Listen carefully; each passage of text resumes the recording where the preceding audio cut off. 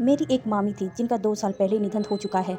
वो इलाज की वजह से बहुत समय तक हमारे ही साथ रही। जब वह हमारे साथ थी तो बताया करती थी कि उनके समय में कितनी गरीबी थी। वो उत्तराखंड के एक ऐसे गांव के थी जहां सुविधाओं का बहुत अभाव था। उनके एक एक रुपया जोड़ना भी बहुत मुश्किल होता था। वह ये भी बोलती थी कि आज एक परिवार में सब कुछ है, पर उस वक्त उनके पास 2 जोड़ी कपड़ा भी नहीं होता था और कभी कभी खाने को भी नहीं मिलता था। गाय भैंस पाल के वह खेती करके गुजारा करते थे। पक्की सड़क से गांव भी बहुत दूर था। ना रास्ते सही थे और ना ही गाड़ी जाने लायक रोड संभव थी। वहां से पैदल शहर आने में भी रात हो जाती थी। सुविधाओं के अभाव के कारण वो पढ़ भी नहीं पाई और माता पिता ने शादी भी जल्दी कर दी। बोलती थी कि 16 साल की उम्र में उनकी शादी हो गई थी। मैं उनके गांव गई थी तो नहीं हूँ, पर मैंने उनके गांव को बहुत दूर से देखा जरूर है, क्योंकि पैदल चलना बहुत है।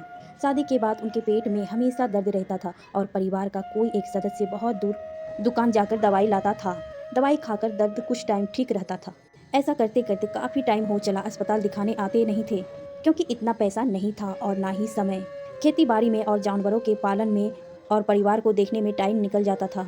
वह बोलती थी, जब मेरी हालत ज़्यादा खराब होने लगी तो मेरा पेट फूल गया, शरीर में सूजन हो गई। किसी तरह उन्हें हल्द्वानी लाए और यहाँ के काफ़ी अस्पताल में दिखाया।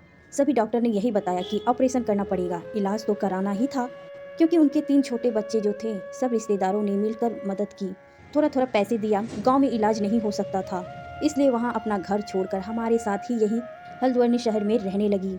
मैं उन्हें बहुत अच्छा मानती थी, वह भी मुझे बहुत अच्छा मानती थी। वह मुझसे सब कुछ शेयर करती थी। कोई ऐसा बात नहीं था जो वह मुझे नहीं बताती थी। वह कहती थी कि मुझे मेरी गरीबी ने कहीं का नहीं छोड़ा। पैसा होता तो पहले ही अपना इलाज करा लेती। अपने बच्चों को देखती वह बहुत दुखी हो जाती थी, ये सोचकर कि मेरे बच्चे क्या कर रहे होंगे, कैसे होंगे। अपने बच्चों को याद करके बहुत रोया करती थी। बड़ी बेटी थी उनकी, जो 12 साल की उम्र से ही अपने भाइयों को, अपने पापा को, अपने घर को संभाले रखती थी।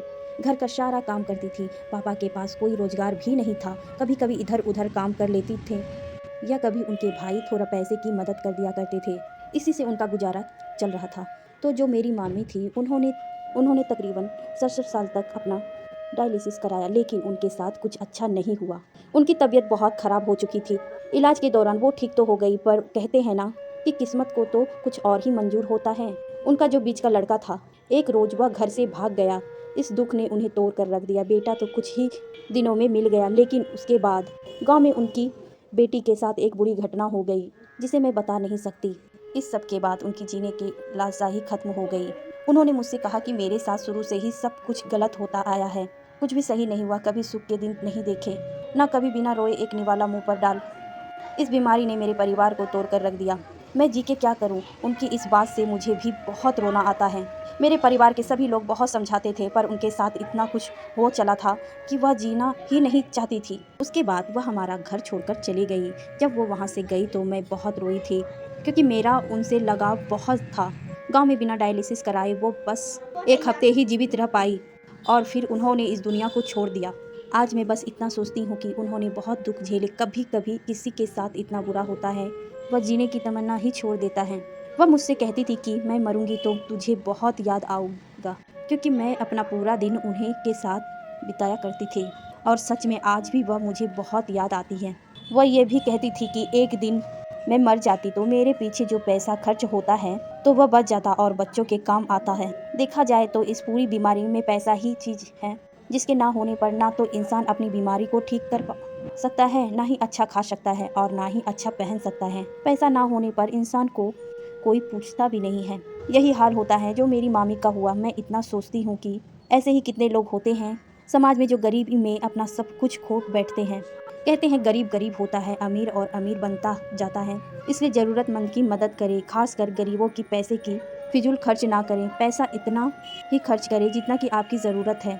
ज़रूरत से ज़्यादा खर्च करना अच्छा नहीं होता। मैंने अपनी मामी से बहुत कुछ सीखा है। अपनी जीवन के साथ लापरवाही ना करें। कुछ भी हो तुरंत अच्छे डॉक्टर को दिखाएं, क्योंकि ज़िंदगी एक ही है।